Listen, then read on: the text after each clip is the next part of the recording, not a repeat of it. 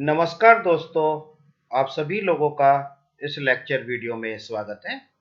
दोस्तों, आज हम बात कर रहे हैं analysis of variance. Analysis of variance की कंडीशन क्या होती है कि एक डिपेंडेंट वेरिएबल होता है जो कि कॉन्टिन्यूस होता है, और दूसरा जो है इंडिपेंडेंट वेरिएबल, कैटेगरिकल वेरिएबल, जिसमें 3 या उससे ज़्यादा कैटेगरी होनी चाहिए।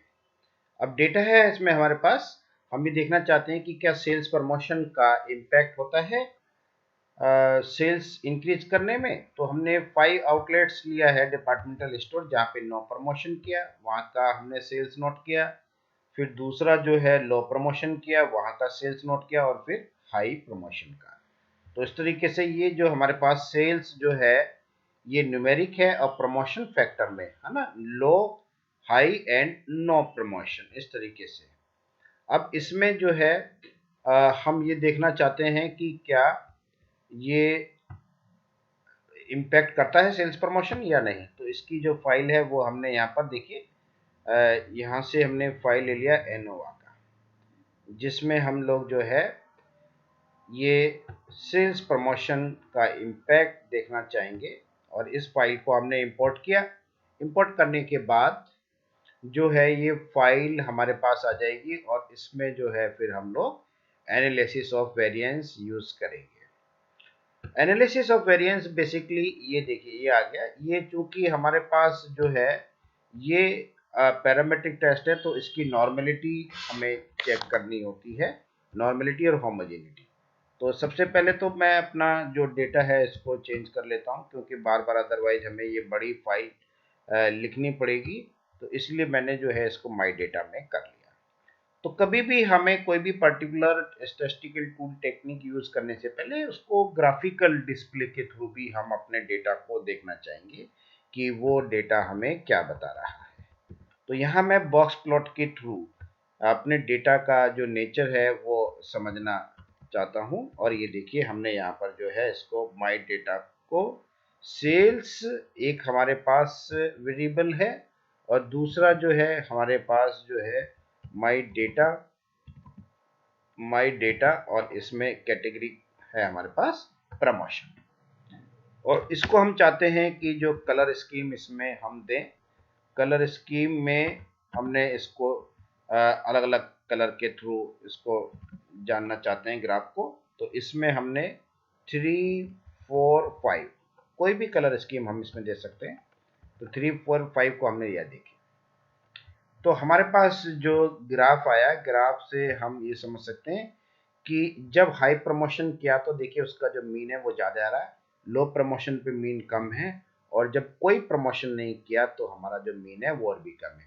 मतलब प्रमोशन का इम्पैक्ट तो हो रहा है, जैसे जैसे हम प्रमोशन बढ़ाते हैं वैसे वैसे हमारी सेल्स इंक्रीज होती जाती है। अब इसके हम बात करते हैं एज्यूम्पशन की। तो एज्यूम्पशन सबसे पहले क्या होता है कि नॉर्मेलिटी। नॉर्मेलिटी के लिए हमें मालूम है कि शेपिरो टेस्ट हमारे पास है, और शेपिरो टेस्ट के थ्रू जो है हम अपने डेटा की नॉर्मेलिटी चेक कर सकते हैं। तो इसमें जो है हमारे पास इसका ये सेल्स का डेटा है ना, माई डेटा। ये देखिए, इसको जरा हम सही से लिख लें, माई डेटा, और ये सेल्स। तो ये देखिए, सेल्स हमने यहाँ पर लिखा, और सेल्स के बाद जो है जो नॉर्मेलिटी है वो हमारी आ जाएगी, और नॉर्मेलिटी आ रही है 0.5812। मतलब डेटा हमारा नॉर्मली डिस्ट्रीब्यूटेड है, क्योंकि हम ये चाहते हैं कि जो डेटा हो वो 0.05 से, उसकी जो वैल्यू है 0.05 से ज़्यादा आनी चाहिए। अब हम बात करते हैं इसकी होमोजेनिटी के लिए। तो होमोजेनिटी के लिए हमारे पास बार्टलेट टेस्ट है, और ये हमने माई डेटा, और माई डेटा में हमने जो एक तो वेरिएबल या सेल्स, और जो कैटेगरिकल है यहाँ पर, या जिसे हम कैरेक्टर या फैक्टर भी कह देते हैं, वो है हमारे पास प्रमोशन। तो प्रमोशन के साथ हमने इसको कंपेयर किया, और इसमें जो है हमारे पास जो होमोजेनिटी की वैल्यू निकल कर आ जाएगी। ये देखिए, यहाँ पर हमने इसका मीन लिया।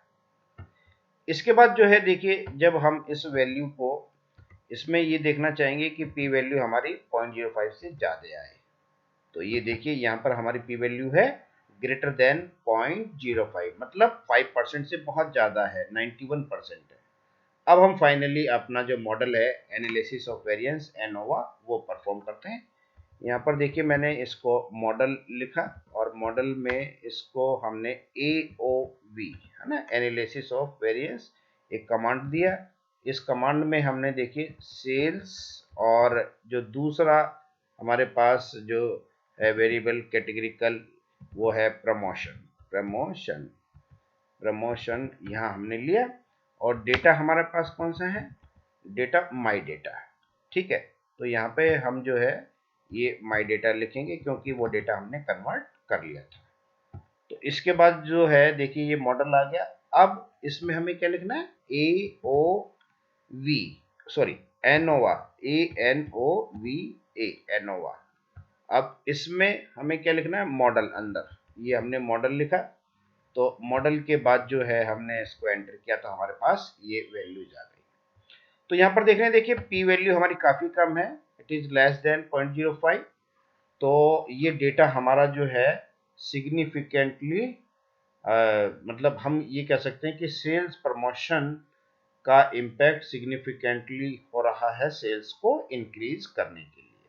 ठीक है, तो इस तरीके से हम जो है ये पी वैल्यू, और इसको ऐसे भी देख सकते हैं या इस डेटा को एक तो एनोवा के थ्रू भी कर सकते हैं या समरी, हम इस तरीके से लिखें समरी और मॉडल। ये देखिए मॉडल हमने लिखा, इसमें टाइप किया और इसके बाद जब इसको एंटर किया तो हमारे पास वही रिजल्ट आ गया जो पहले हमारा एनोवा के थ्रू इस तरीके से आ रहा था।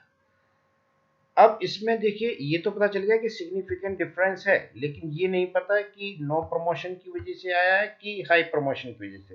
तो इसके लिए हमारे पास जो है पोस्ट हॉक एनालिसिस टेस्ट है, और पोस्ट हॉक एनालिसिस टेस्ट में टकी HSD टेस्ट हम यूज करते हैं।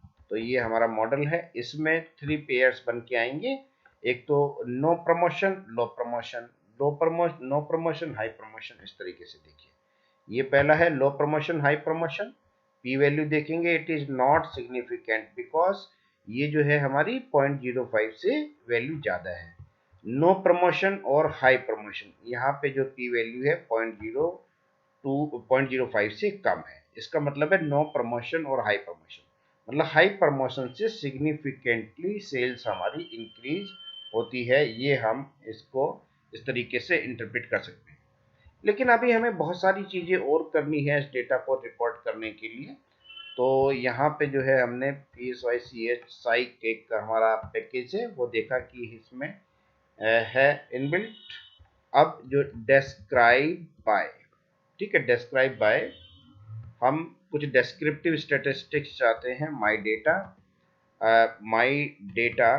माई डेटा जो है वो सेल्स के साथ, और ये सेल्स और इसके साथ जो ग्रुप है माई डेटा का वो है फैक्टर पे प्रमोशन, माई डेटा, और ये जो है यहाँ पर प्रमोशन। तो इस तरीके से हमारे पास जो है डेस्क्रिप्टिव स्टैटिस्टिक तीनों ग्रुप किया जाएगी, नो प्रमोशन की, हाई प्रमोशन की और लो प्रमोशन की। देखिए यहाँ पे तीनों का हमारे पास जो है डेस्क्रिप्टिव स्टैटिस्टिक्स आ गई, जिसमें centre tendency, measures of dispersion and distribution, तीनों ही तरीके का डेटा हमारे पास यहाँ पर आ गया। ये देखिएगा, ये डेस्क्रिप्टिव स्टैटिस्टिक्स हाई प्रमोशन के लिए, लो प्रमोशन के लिए और ये जो है नो प्रमोशन के लिए। इन डेस्क्रिप्टिव स्टैटिस्टिक्स की चीज़ें हम लोग जो है जब एनालिसिस ऑफ वेरिएंस को इंटरप्रिटेशन और रिपोर्ट करते हैं तो उसमें यूज़ करते हैं। तो नेक्स्ट लेक्चर में एनालिसिस ऑफ वेरिएंस का इंटरप्रिटेशन एंड रिपोर्टिंग हमें कैसे करना है वो हम डिस्कस करेंगे। Thank you very much.